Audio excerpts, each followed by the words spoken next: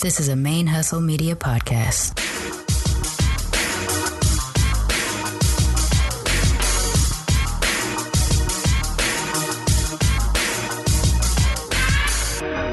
Yo, this is Sharmane from the Single Simulcast. And when I'm not making you laugh or making up parody songs, I'm kicking back, listening to Militantly Mixed. Hey y'all, welcome to Militantly Mixed, a podcast about race and identity from the mixed race perspective. I am your host, Sharmane, aka Mixed Girl Man, and we are back for episode 61. So this week's guest is Angela. She is from New Hampshire. She comes from a Puerto Rican and Cape Verdian descent. So she presents Black, but she was raised around both of her family's cultures, the Cape Verdian and the Puerto Rican side, at varying degrees of connection to the cultures. She also, like I said, lives in New Hampshire, where her family was essentially one of the only brown people in the area she grew up. So we talked a lot about what it's like being the only brown family, growing up in a very predominantly white space, and then now she is also raising half white children. So we talk about extending the mixedness into your children and how you maneuver mixedness as a parent now that you have mixed kids yourself. So it was a really good conversation, and I'm glad to be sharing it with you as well. Angela and I connected through Instagram because of the racism issue that has been popping up in the yarn community. You've heard a little bit about it when Adela came on the show from the Lola Bean Yarn Co. And then last week as well with Molly, who is also starting her own hand dyeing company. She experienced it as well. So this is how we've connected. They found my show through all of that because a lot of us brown and Black knitters and crocheters and yarn dyers were seeking each other's company, and that's how they discovered the show. So boom, this is another guest from that, I don't even know what to call it, event in crafting that brought a lot of us Black and brown crafters together. And we don't really get into it that much on this recording, but that is the origins of how we connected and everything like that. So I'm really glad to be able to share this with you for this week. But before we jump into the episode, as always, the logistics. So just an update from last week. The t-shirts, the Be Your Mix As Self t-shirts are gone now. I don't know what Teespring was doing last week, but it did eventually come down. In fact, that Tuesday it did come down. So the fundraiser shirt is gone for now, but there are still shirts that are available on the Teespring site. There is always the logo shirt, the Militantly Mixed logo shirt. There's also mugs and tote bags. And then I added the Mixed AF period shirts and the Unapologetically Mixed shirts. There are some kid sizes and there's some hoodies and things like that now in the mix that weren't there before. I do need to add some kid sizes on the Militantly Mixed logo shirt though, so I will get that up as well. Again, I'm going to keep it up. I'm going to keep having the goal of selling 200 shirts a month until I actually hit it. So last month I hit 30 shirts. Or 30 items, not 30 shirts. But this month I'm going to keep the 200 shirt goal in the hopes that we eventually get to that spot. And I have a few more designs that I'm working on that I'm trying to get up as well. So if you want to fill your closet with mixed race related t-shirts, I'm your girl. I'm working on it. I will get those up for you. And then we'll release a new fundraiser shirt as well, probably at the end of the month or the beginning of October. So that's one way that you can support the show and actually get something to walk around and represent it. The other way to support the show is to go to patreon.com/militantlymix, and you can sponsor the show as low as $1 to as high as anything you wish. And there are different reward levels depending on what level you sign up for. At the $1 level, it's just a tip jar, just letting me know that you like the work and you want to keep it going. At the $3 level, you get a social media shout out of your choice, Twitter and Instagram. But to be fair, I'm probably going to put it on both. And if you hit at least the $5 level, you'll have access to exclusive and early content that is up on the Patreon page. And then as you get into the higher tiers, there'll be more swag, buttons and t-shirts and totes. Oh, bye.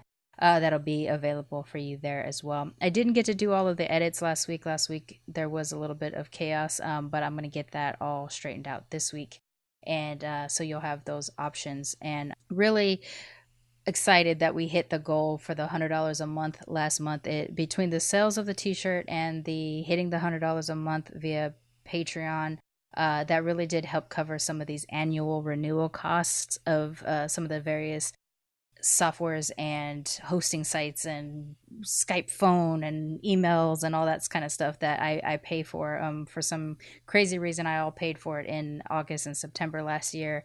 And of course, this is a time of year that I'm unemployed and all that stuff came due at the same time. So y'all really helped me get through that, and I appreciate it. The goal for September is to hit at least $200 a month on Patreon. And as of right now, we are at $120 a month. So if we can get that last $80 to round out the month of September, that'll keep us on track to gain an additional $100 a month through December, when hopefully we will be regularly at a minimum of $500 a month to support the show, all of the stuff that goes into the hosting, the email addresses, the website, all that kind of stuff. Also, hopefully I can get a part-time assistant to handle some of the logistics stuff. And I'm also trying to start getting paid for my time that goes into seeking out guests and researching and editing and all that kind of stuff. Because this is a business for me. It's just a business that at the moment is based on sponsorship and not on clientele. But we'll get there. And then the other way that you can sponsor the show financially is you can go to paypal.me/militantlymix for a one-time only donation if you just want to drop a little bit of change in there.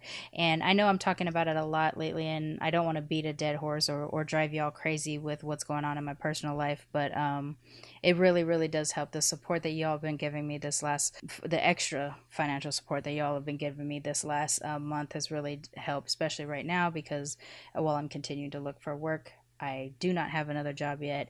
I have spent the last of my money. My bank account is empty officially, and I have bills coming up. So at this point, any sponsorship will go towards continuing keeping the show going, and any spillover will be continuing to keep a roof over my head, or at least a car, so that I can live in one or two of those things, because that is legitimately where I'm at right now. So I am glad still that I took the hiatus, because I am in a better mental space than I was a month ago. And even though while my personal life is very stressful right now and I am a bit overwhelmed, I'm not so overwhelmed I'm not able to function. So I'm going to keep talking about this mental health hiatus just in a way of telling y'all that if you are experiencing something like that, try to find a way to take a mental health break for yourself as well. You may not have the luxury of taking days off from work or things like that, but try to find ways in which you can shut down and self-care to help keep you regulated, because as hard as it was to admit I needed it and to actually do it, the benefits that I have from having done it are beyond anything. So I'm really glad that I did it, and I hope that y'all are taking care of yourself that way as well. And lastly, I think I just want to say continue to follow us on social media. The social media has grown a little bit recently. I would love to get a lot more engagement, especially on the Facebook community page, because that is a chance for y'all to meet each other versus just me being the funnel through which mixedness is shared. You can follow us on Twitter and Instagram at Militantly Mixed, or you can go to the Facebook page, facebook.com/militantly mixed. That's where you can talk about the book club. Right now we're still reading the Mostly White novel. I know I let y'all down having to deal with my mental health stuff over the summer and not really engaging on that post, but I hope that y'all are still reading the book and that you do continue to read it. And I'm going to consider that less a summer reading than just like if you're reading the book, engage. Even if it's a year from the time we started reading the book, jump in, because some of us will have already finished it by then. Some of us might be picking it up. And of course, the author, Allison Hart, is a member of that page and is engaging if you post on it as well. So go ahead and pick up a copy of Mostly White, the novel by Allison Hart. Support a fellow mixed race content creator, and honestly, just enjoy reading a fictional narrative about mixed race people. That is an experience that I have never had before, and it was awesome being able to read the book. And even though the ethnic groups aren't necessarily the same as mine, I could feel things that I've experienced or feelings that I've had through these characters. And I think eventually I'll probably try to get a recording of some people reacting to it as well. But it was amazing, and I really hope you enjoy the book and keep supporting Allison. For any of you out there that are doing things, if you've got a business or a book or a content creation or a side hustle and you're mixed and you need support from the mixed race community, please let me know about it and I will showcase you on the show. I think that's important. You got hair care products, you got books that you're writing, you got videos on YouTube, whatever it is. As you see, I've been talking about the yarn dyers because that's a community that I'm attached to. But I want to showcase what you're doing, and so that other people, mixed race people, can support your work. I am really about supporting within the community as much as possible, whether that is purchasing locally when you can, or buying black on buyblack.com, or whatever it is. But the same thing applies to us mixed folks. It's great when we're doing things. It's even better when we're being supported by our own. So if you do have something that you want to showcase, please send me an email, Sharmane@militantlymix.com, S as in Sam, HAR, M as in Mary, A, N as in Nancy, E, at militantlymix.com. Of course, all of the links of everything I've talked about today and of my email and everything is in the show notes. So you can go there, or you can follow me on social media and slide into my DMs. I will be the person who will answer, and we can start showcasing what it is that y'all are doing out there, and hopefully develop more of a continued community via the Facebook page so that we can engage on a one-to-one level as much as possible. We got some good content coming up. I'm still looking for more guests. I would like to flush out October earlier rather than later. So if you've been considering sending me an email to come on the show, please do so this week, because I'm going to be scheduling for the October and November interviews over the next couple weeks. All right, I think that's it. We're good. So without further ado, please join me in welcoming our guest, Angela.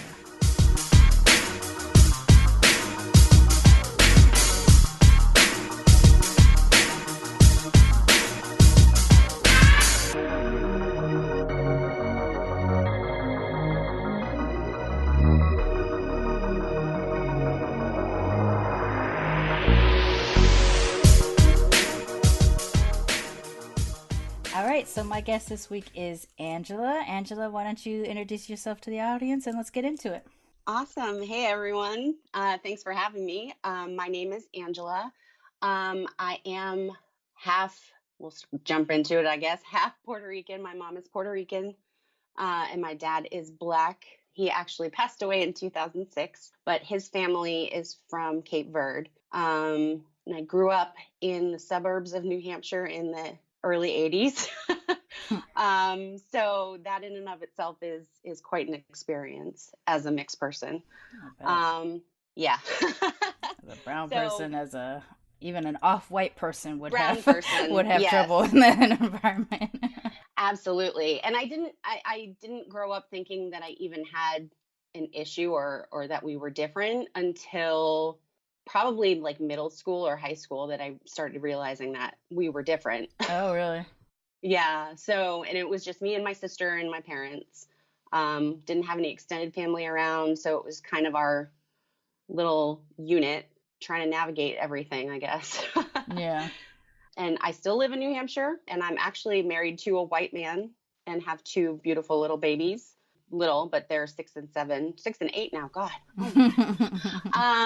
But yeah, it's been an experience, and having to navigate that now as a mother and a wife of someone who's not of my race has been an experience as well. So yeah, I have had a chance to really dive into this podcast and listen to other people's perspectives. And it was the first time, and I was telling you earlier, like how it just hit me so hard emotionally that there are people out there that have gone through the same experience as me and can understand like the language and have put words to it where it hasn't been around for as long as we've been around. So it's so cool to have that identity out there.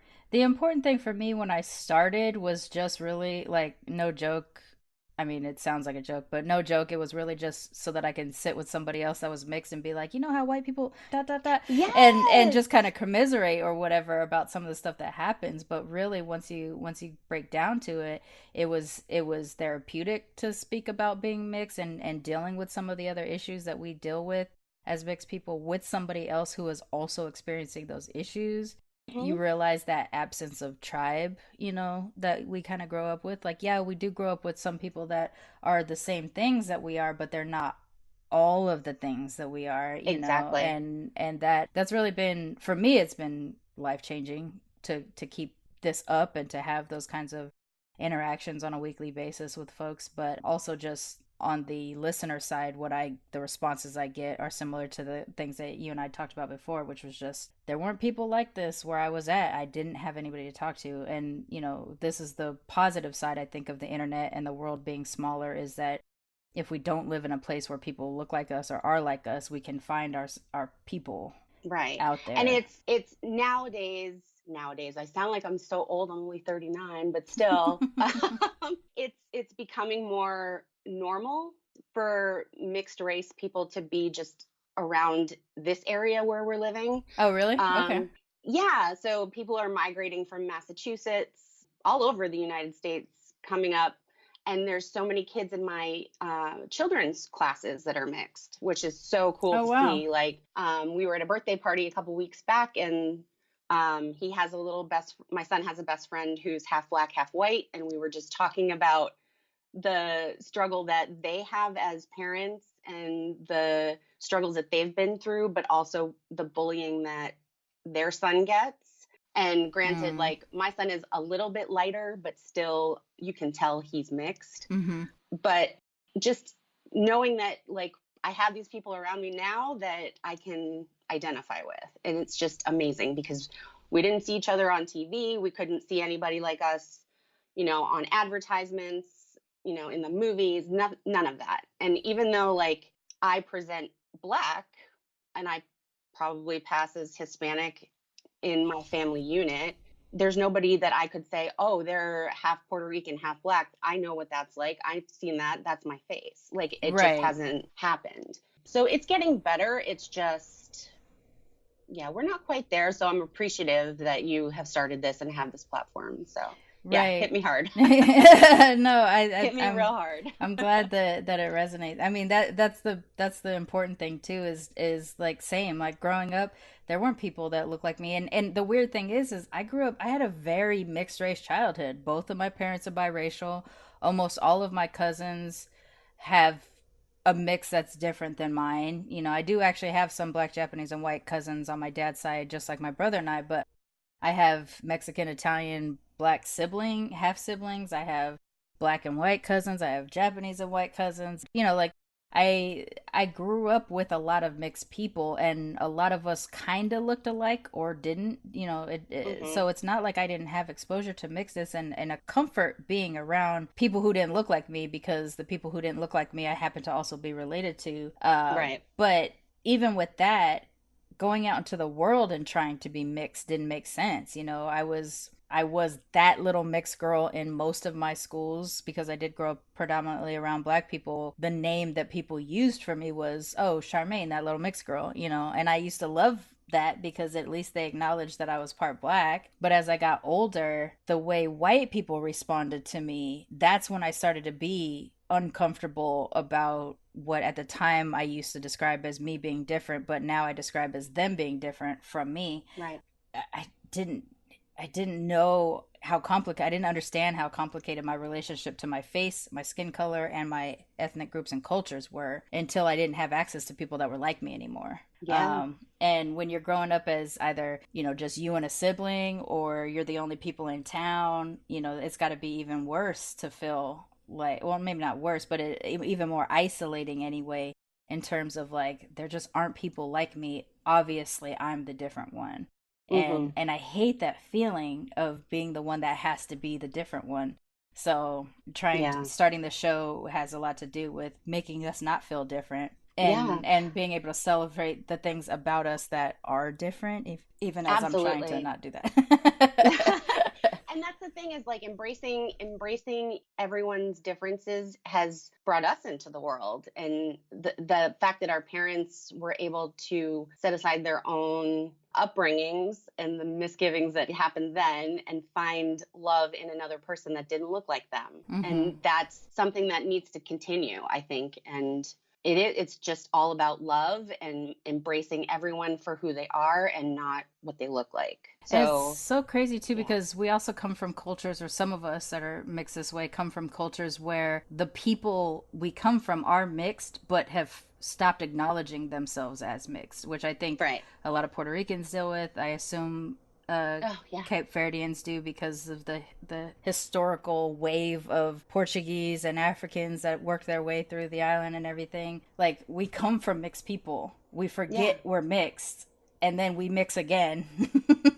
Exactly. And that's how we get all the beautiful shades of brown that we are. But even like in my own family, on my mom's side, my grandmother is dark like me, but all of my mom's siblings are light skinned and her father was light skinned. So as a result, all of the cousins are just a mixture. I had a cousin who was very dark like me, but could have passed like he was my brother. But then I had cousins who were like my mom. So it was just like all over the place. And there really is a lot of racism within and prejudice within that culture too. Right. Just like if you don't have the good hair or you don't have light skin, there's just like little jabs that you hear growing up that kind of like, I didn't really think they were bad or really had an issue with them until I was older. But yeah, it's like that on both sides. If you had light skin and the nice hair or light eyes, then you were considered more beautiful. And yeah, I had my first perm when I was 6.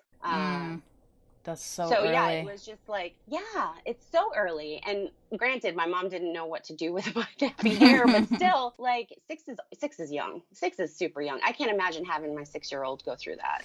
Yeah, so my mom's a hairstylist, and when I was younger, before she went to hair school, she permed my hair when I was 3, and so my hair texture is straight Asian style hair, and although humidity will reveal, it'll reveal the secret,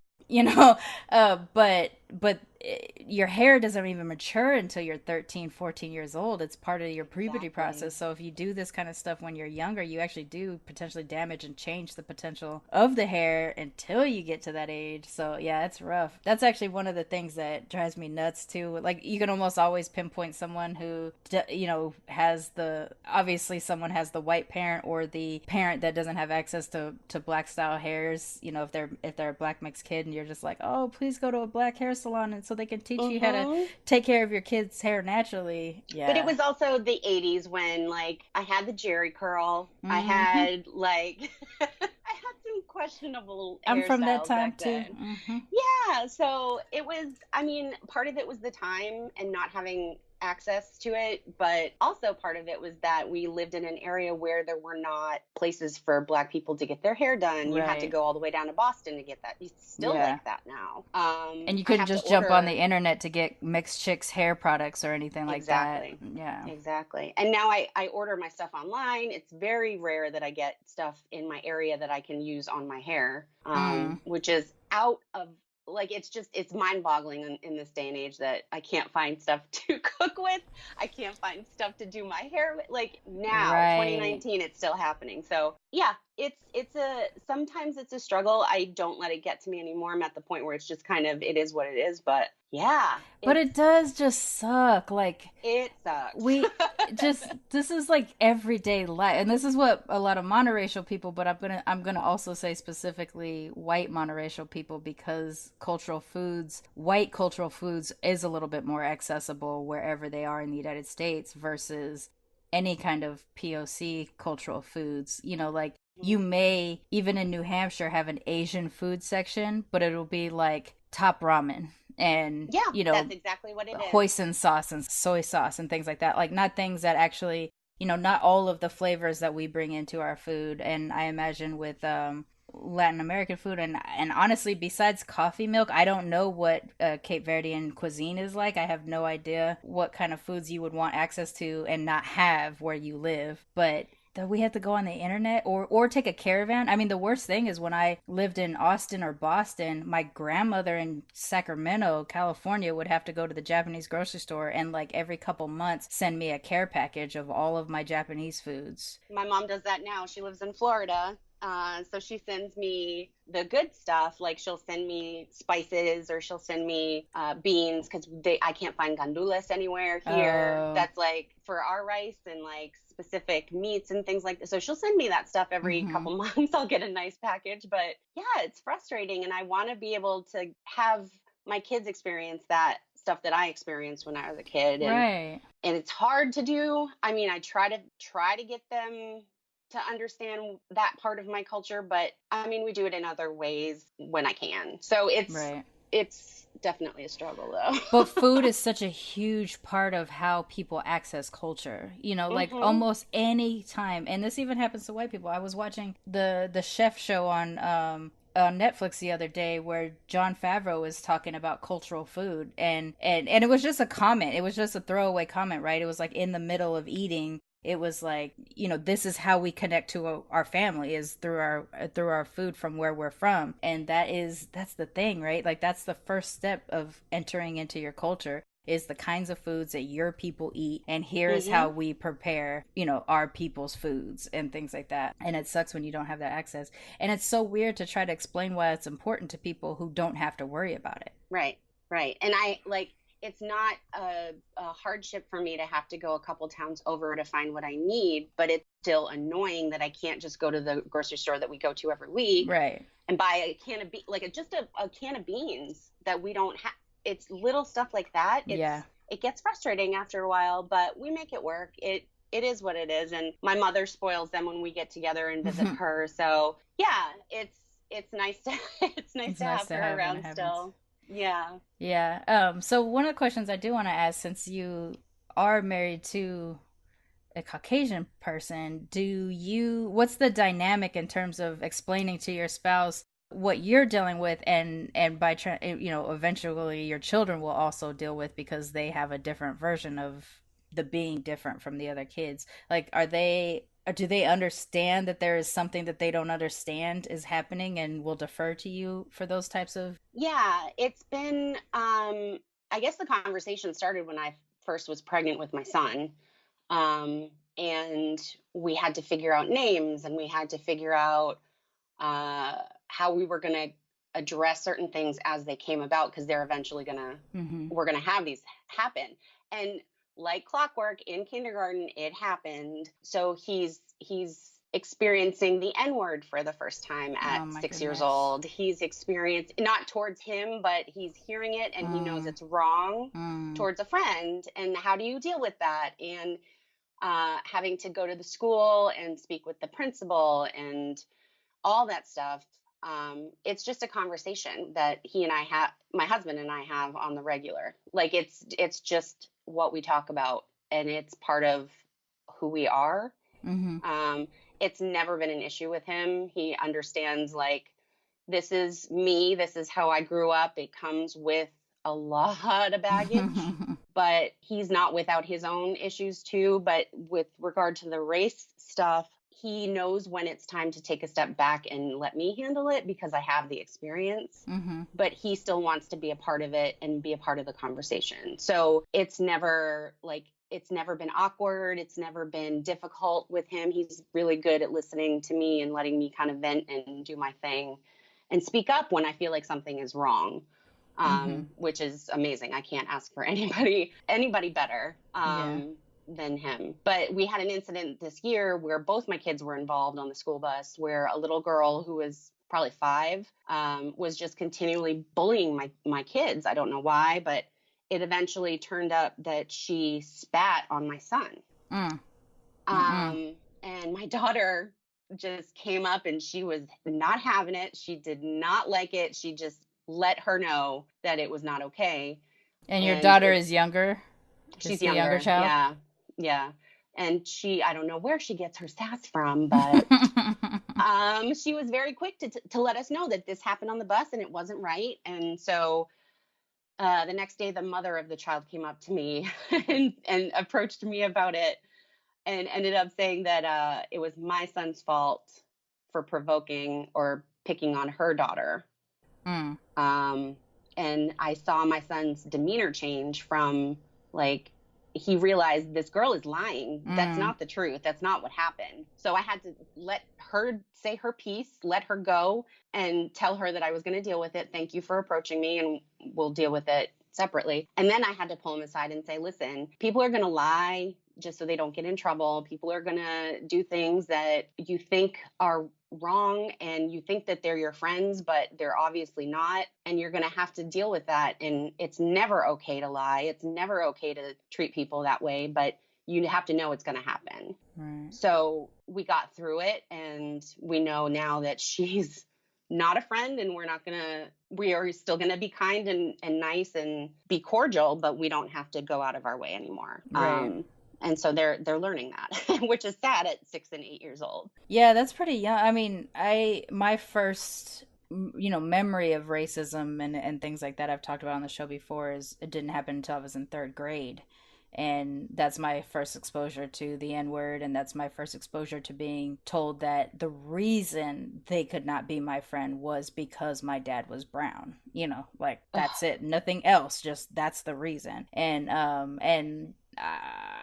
I guess I have always thought that was pretty young, but if you're hearing it for the first time in kindergarten and things like that, and being aware of it, that's real young. It's huge. And my son is not a fighter by any means. He's very emotional, very in tune to his feelings. So, which is why he has such an intense younger sister.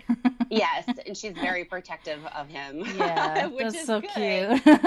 But it's like, okay, you guys have to stand up for yourselves. You have to be able to say, no, this is not right. I don't like what you're doing, and be vocal about it, because no one is going to speak up for you other than you in the moment. So we're working on it. They still don't like to make people upset. They don't want to get people in trouble, but we have to understand there are things that happen that are not okay and need to be addressed when they happen. Right. And I'm lucky that I didn't have to hear those types of things until I was much, much older. My sister was a lot younger, but I never experienced that as a child. That's so interesting. I'm still going through it. Yeah. Because we were more like the token family. Yeah. The token ethnic family. So for the majority of my childhood, oh, they're so cute. Oh, they're so exotic looking. Yeah. Our favorite word. But yeah, it was more like we were the cute family, or we were the token brown people in our town. And my sister got more of it. I don't know if she was just louder or just more aggressive in her nature or what, but she experienced that first. But it was kind of blissful ignorance for a long time. And my parents kept us in a sheltered little bubble. I'm seeing now that there's a reason for that, but we didn't have a lot of exposure to the people in our area until much, much later. Oh, okay. What about your access to both sides of your family's cultures and languages and things like that? I mean, beyond food, which we already kind of talked about a little bit, what you said your family was you were the only ones that were out there. So when and how did you get access to your cultures? Or was your family trying to be as fully American as they could be?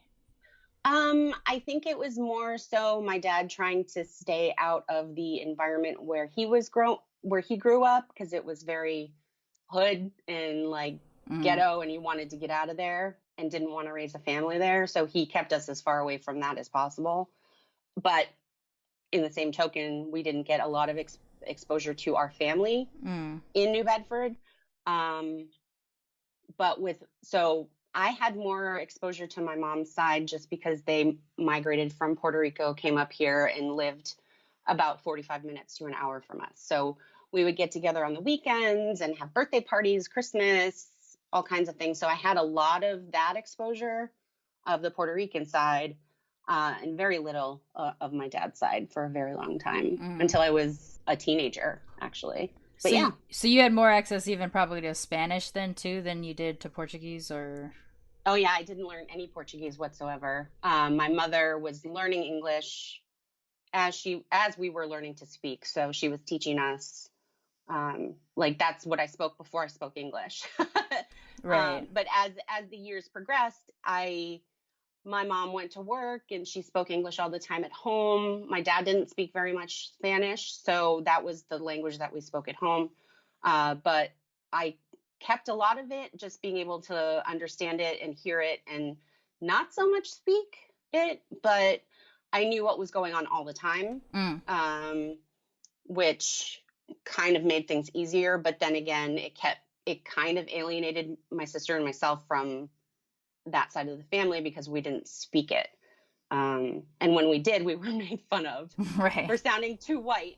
So yeah. Oh, so like your Spanish accent sounds white to them? Apparently it did. So That's interesting. that See, kept I'm me fascinated by this because I always wonder, what does your accent sound like to people? Because when I speak Japanese, or what limited Japanese I speak, I've been told I sound like an old lady. And the reason why is because the old lady that I know that is Japanese is my grandmother, who I used to live with. So right. my cadence and my pronunciation is old lady Japanese. That's funny that you sound, your Spanish sounds white. White, yeah. I sound like a white person trying to speak Spanish. That's awesome. Actually. So I would try every so often, but then they would start laughing at me, and so I just would stop, and I would still listen. I knew what they were saying, but I would always answer in English. Yeah, see, that's how it erases language. Yeah. Like, that's how that gets erased. Yeah, and so in high school, I took Spanish because obviously easy A, but I went to college and was going to be a Spanish major and do that because I really wanted to embrace it. But at the end of the day, I had that little twinge in the back of my mind that was saying, like, your accent's not quite right. You're going to get caught. Like, I just didn't want to take that chance. So I changed majors and got out of it. Oh, no. I really don't speak it that much. I mean, there are little phrases that I'll say to the kids and teach them little things, and we'll watch shows in Spanish and things like that. But so they're getting it, but maybe not to the degree that you had it when you were little. Oh, not even close. If you were to move to a Spanish speaking area, like if you were to go down to Florida or back to Puerto Rico with family and things like that, do you think you would be able to get to fluent quickly? Oh, I'm sure I could. Absolutely. And it's not as much of a struggle for me to navigate, like, if I need to. We don't have the exposure where we are now. And there's no need there's no reason for me to have to speak Spanish. Where you're at, yeah. I even wonder how, like, seriously, just because I did live up there, and I lived in Massachusetts, but I always wondered how they even got foreign languages up there, because it was just always so white, with the exception of the pockets where, you know, you could find people of color. Everywhere else was just so white. So it was like, how did they even find out that there were brown people in the world, where they in these small towns that are that are there? It's a lot of family telling each other that, like, this is where we're moving, and then families will move together, or friends find out about other friends. So it's a very communal type situation. And like where my aunt migrated to in Massachusetts, there's a big Puerto Rican Dominican population. So that was that. I mean, they had churches that spoke Spanish on Sundays, and a lot of the schooling was in Spanish. So they did pretty well. And actually, where I lived in Bridgewater, Massachusetts, about 3 towns over, there was a Dominican hairstylist. Yeah. And every so often I would go. I actually, for prom, I went down and got my hair blown out by a Dominican stylist, and she did my hair, and it was fabulous. And but I was there for like 6 hours getting my hair done. Oh my God. For those in the audience who are not familiar with this, here in the States, and particularly the East Coast, it is very well known that if you are of Afro-Latin descent, or even just have black hair, the Dominican hairstylist place is where you could live your best naturalista life, because they will help. Yes. They know everything to keep the frizz away. They know everything. So yeah, I was very, very lucky to have that, but I was still relaxing up until oh, really? January of this year is when I stopped. But is that like, are you going to white salons and it's white people that are doing your relaxers? No, I did it myself. Oh, you're doing it yourself. Okay. Oh yeah. Because they don't learn that unless they don't learn it. They would actually ask, if I went to get my hair cut, you can smell, like when your hair gets cut, you can smell the relaxer coming out of your hair. And they'd ask me what that smell was. And I'm like, oh, I relax my hair. Like, they didn't know. They have no clue that was a thing. Yeah. And so I'm just baffled. Yeah, no, it's a real thing, because my mom, who is Japanese and white, she went to hair school, but she went to hair school to learn black hair. So her entire career over the last almost 40 years has been 35 years has been a Japanese white lady doing black hair. Yeah. And so all the things that I know about hair, I know because of my mom, and it's just like you've watched girls get their hair broken off or just totally destroyed because they've gone to white hairstylists who have just never had access. It's not a one size fits all industry at all. You have to know how to work with certain hair textures, and Absolutely. yeah, it's absolutely. you scared me when you were like, when I get relaxers, I'm like, but who in New Hampshire could do? Oh no, your I did it relaxer? myself. I did it myself, and my aunt was a hairstylist. She's still licensed, so she would do my relaxer when I was a kid. And then after a while, I just did it myself because it was easier. She wasn't around all that often because she lived in Massachusetts, so I would go and get my relaxer and do it myself every 3 months Right. on the dot. Right.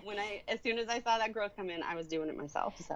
And what's your kids' hair texture like? Is it? They have, for all intents and purposes, white hair. Have they been tested out? Like in the summers when it gets really humid, does it reveal? No, not at all. Not at all. And my daughter has blue eyes.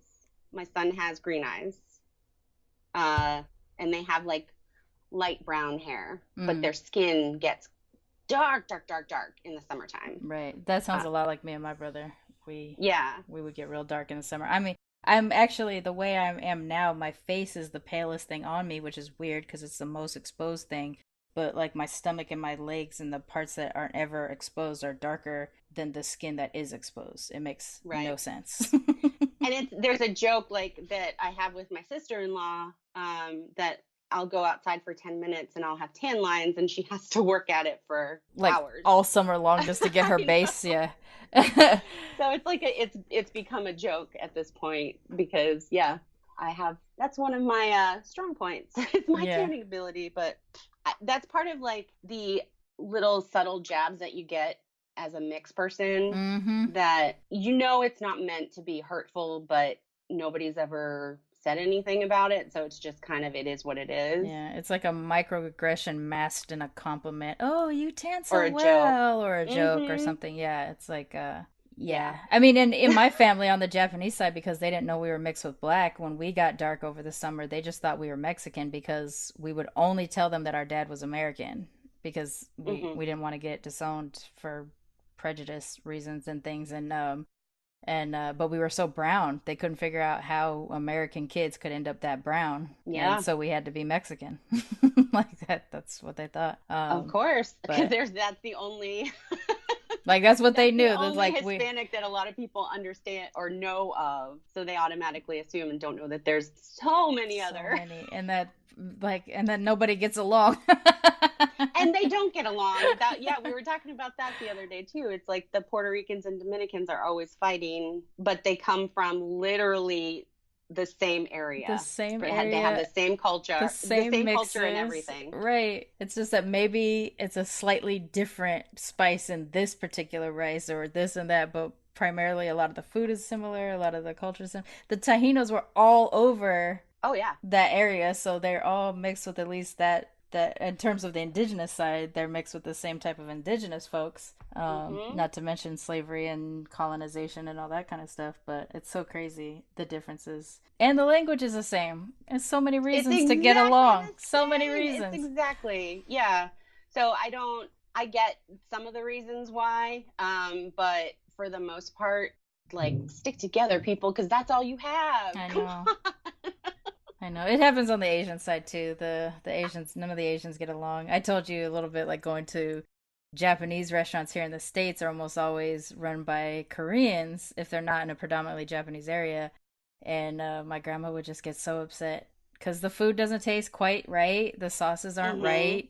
And even worse, if the person is Korean but looks Japanese and she mistakes them for Japanese and finds out they're Korean, forget about it. So it's just like it's just I had a crush on that's hilarious. a mixed Korean boy, and no, not a thing. Don't do that. Yeah, my dad's side, his aunt was very much with me in particular. I don't know about my sister. She just wanted to make sure that I didn't have crushes on the white boys and didn't present too white or didn't Uh-oh. speak too white or yeah, she didn't. I mean, she passed away before I married my husband, but sorry to laugh at the I know it's like the she was adjustment. very much like wanting me to maintain my blackness as much as possible. My sister embraced it and she was her favorite, but Got it. for So yeah. me it was a constant, yeah, Yeah, constant on my struggle with Japanese her. side, same type of thing. Like, it wasn't as bad if I was attracted to white people as it would be if I was attracted to anybody else. Like, anybody Yes. else, you know. Yeah. But I can't help I identify more on my black side, even though I'm yellow presenting, and I just like that was what happened. And then I did end up partnering with someone who's half white and half Middle Eastern. They don't know, like, they only know that he's white because that's what they see. They see the Right. pale skin, they don't see all the other things, and yeah, which is a thing. And it always affected me. Like I didn't even want to be around that as a kid. I just didn't have a choice. Yeah. Whenever she came up, she was there and in my face. And as I got older, I just made a conscious decision that I wasn't going to put myself in that type of situation. And I hear a lot of people that you've interviewed too have had a similar situation where there's a family member or group of family members that they can't identify with or can't associate with because they're just that toxic. Yeah, I mean, I do think a lot of your first accesses to toxicity is within your own family because, you know, no one's perfect. Everybody's got their own biases and they're trying to keep those same biases within the family as much as and possible. it's sad because you're missing out on such awesome people, and just because you can't get behind the fact that they're brown or they're Right. darker than you. And the crazy That's thing too is when they decide you're supposed to align with one side or the other. You know, or it's the like you other. need to be more Puerto Rican. What's wrong? Why are you trying to be, you know, more Cape Verdean? Like in your case, that could have possibly Mhm. been a thing. In my case, it's like, in my case, honestly, my Japanese grandmother wanted me to be American. Like that Yeah. was her thing, was she came to America to be an American. Why are you interested in Japanese stuff? Um, Yeah. so it was kind of a weird little thing there, but it's always this thing of you have to you You have can't to be pick one. mixed, you have to pick one. Yeah. Mhm. And that's And with I everything. couldn't do that. I couldn't do that, and it wasn't ever an issue with my parents. It was never you need to pick a side. It was you are this and this is who you are and that's it. For other people though, you are a black woman. Right. So you need to make sure that they know that. But that's for other people. Yeah. The issue came up more so with my Hispanic side where they kind of like pushed me aside sometimes because I didn't speak Spanish. Right, And the yeah. same with the black side, I was too white. I talked too white. I sounded like I was stuck up. Um, all kinds of Man, shit like as a that. culture on the black side, we got to do something about that thing. The idea of sounding white or sounding, you know, black or whatever, because this is your version of blackness. The way you This speak, is and you are mhm, black, so the way you speak is speaking black. It doesn't, you know, you just happen to grow up around a lot of white folks, and so yeah, maybe you do sound like them, but you don't sound like them because they're white folks. You sound them like that because those are the people. That's the people who are around there. That's what they sound like. exactly. Exactly. And it's not my it wasn't my choice to come into the world mixed. It wasn't my choice to come Mm-hmm. in living in a white environment. This is what I had access to. This is what opportunities were given to me. I was so privileged to be able to go to college when my father didn't get to go. But that was not on that side of things, on his family side of things. For a couple of my family members, that was me being stuck up or me being not being proud enough of my black side to present more black. So it was kind of like, Mm. oh, she's disowning us or she doesn't care about us, which is so far from the truth. Um, so yeah, it's difficult to have like both sides of your family not accepting you all the way, but they kind of do. And then the people that you grow up around have no idea what it's like to have either side. So I couldn't identify with anyone as a kid. Like I didn't have anybody other than my sister who knew about me, like what it was like to be mixed. I just had a lot of white kids. Yeah. And maybe a couple of Vietnamese kids, but that was it. So did you and your sibling talk though, like as kids? Would you talk about your mixedness when you were younger, or is that something you do more now as adults? She she and I have had a difficult relationship, I think partly because she embraced more the black side and I kind of leaned more towards the Hispanic side. Mm, And she got into it. We got into it a couple times because I was not embracing my blackness. right. Um, and I think part of me was just trying to navigate life and not make a big scene. Like I just wanted to blend in so bad. I just wanted to Got be it. like not seen, Yeah. and she wanted to be seen. So that was a huge, That's me and my brother. yeah, So like I was black and my brother was white and he didn't like that I talked about being black. He didn't want people to know. He didn't like me around his friends because how could I contain all of this blackness, and Japanese yeah, too. Like he didn't want anybody to know anything of what he was. And and for me to just be living all the way out loud was a thing. So we can't talk about it. We haven't talked in a while, but when we were attempting to talk about this stuff, it always ended in a way that was just like, this is not a subject we'll ever agree on or get along on, so it's better to just not talk about it. and that's kind of how we've landed. Like we'll talk about everything else except for that, because that brings out a lot of hurt feelings Mm-hmm. and resentment and things. So we've learned to kind of disagree or agree to disagree Right. on a lot of that. But on the same token, we can both kind of be like, yo, white people, like Yeah. we just like, oh, you will never hear what I just heard. And like, we'll just go and Yeah. cackle together. And yeah, so we've gotten to a place where we're comfortable in our mixedness that we Yeah. can just kind of coexist. So It is weird, and the more I can see now too, especially doing the show, I can see where I was probably too hard in trying to make my brother embrace the full ass mixedness of us. He is a person that does want to fly under the radar and things like that too, and I was I was basically trying to turn him into something that he wasn't. But on the flip side of that, it's just like I think he would look down on me for embracing the black side, and that spurred me on, like that angered me that he had those mhm. feelings. Like how can you have these feelings if this is what you're from? But I'm starting, especially listening to other people talk about this, I'm starting to get like, you don't know what the thing is that attaches you to one or the other. It's not that you are necessarily choosing, but there is something, and for a lot of things there's something that connects to us more on one side than the other, maybe. In my Yeah. case, I'm very hierarchical. I love blackness before anything, and then I love Japaneseness, and then I like specifically British whiteness because that's the exposure to whiteness that I have. Like that's my Yes. whiteness. American whiteness, I'm still trying to translate. I'm still trying to figure out what those folks are like. Even though I have family, I have relatives.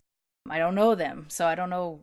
I didn't grow up around American white people. I was an adult when they started to pop up in my life, and so there's still kind of it's like It's National a question Geographic for mark. me trying to figure Yeah. out like why do white people do this? Like it's still a thing I don't understand really. But yeah, they're my own little national, like going to work in just working in a space where there are white people. It's just like I hear like Attenborough's voice in the background being like American white people, just describing to me their weird things that they do. And it's true. Like I don't want to pinpoint people and like make them feel uncomfortable, but on the same token, if they're that comfortable making assumptions about us, Right. why not? I mean, why not? It's it's yeah, it's something that I wanted to fit in so bad that I just kind of let a lot of things slide when I know I should have spoken Mm, up on a lot. I still mm, struggle with that because I have family that is now, I need to be mindful of that too. right. Um, so yeah, I keep my mouth shut a lot more than I should. Mm, Just because trying to keep the peace, and that's always how it's been since I was a kid, just making sure that we are getting along, that nobody's fighting, that we're all chill. And so. Are you the younger sibling? No, I'm the older of us. Oh, wow.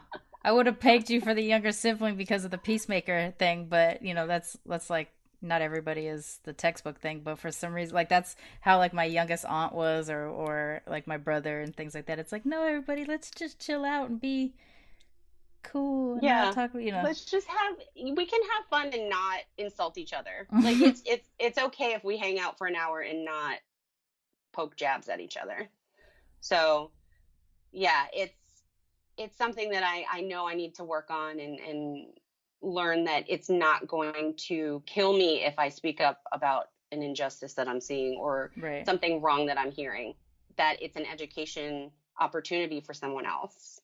And I think that's part of the reason why it sparked something in me listening to your podcast and wanting to talk to you too, is it's not anything I've ever talked to any of my friends or family about outside of my husband, about the things that I've thought about and experienced and had to deal with, just because I don't like reliving it. I don't like having to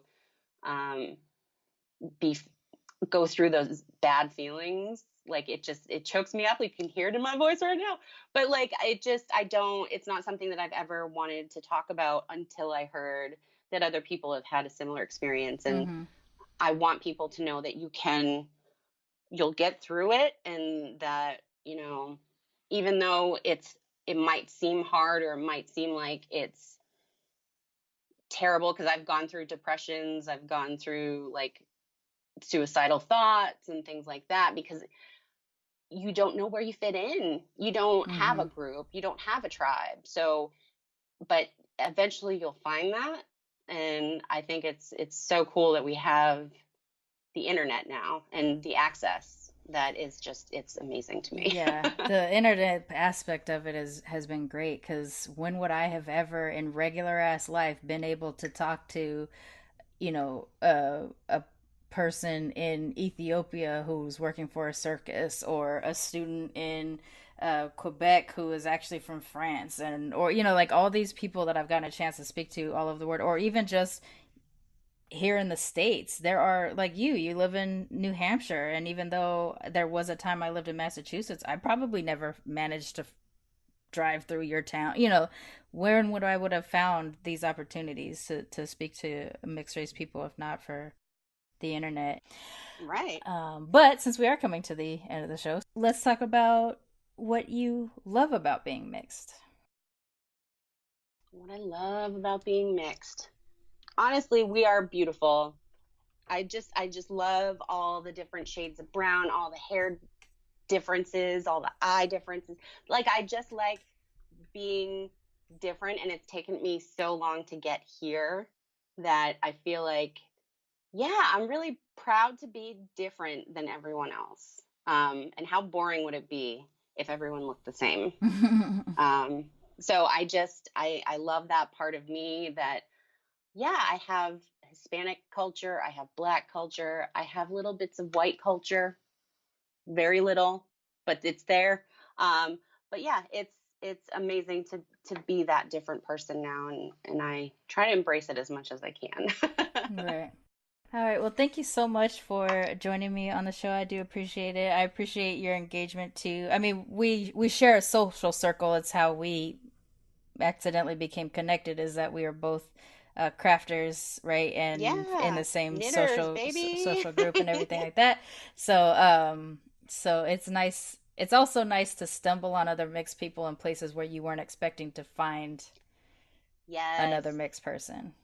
Yes. And with that conversation that has been going on in the knitting community since the beginning of the year, it's been nice to find other people of color who are enjoying the same things that you enjoy. So that aspect is amazing too. Yeah. So. And before we go, is there any last words? Anything you want to say?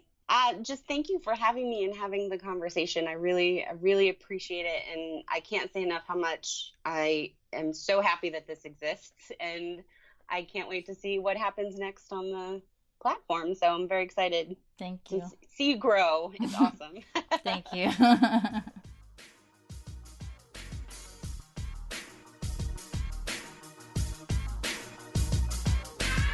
Militantly Mixed is a ManeHustle media podcast, produced and hosted by me, Sharmane Fury.